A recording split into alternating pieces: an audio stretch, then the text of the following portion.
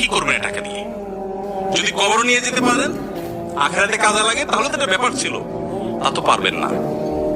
আপনি বলবেন না পারলে কি হয়েছে, ছেলে মেয়ে খাবে, ছেলে মেয়ে ভোগ করবে নিশ্চিত। বহু মানুষ সম্পদ রেখে চলে গেছে, তার ছেলে মেয়েরা ভোগ করতে পারে নাই, হাতে বুতে অন্য মানুষ খেয়ে ফেলছে, আছে না নাই? সবচেয়ে বড় হতভাগা কে জানেন?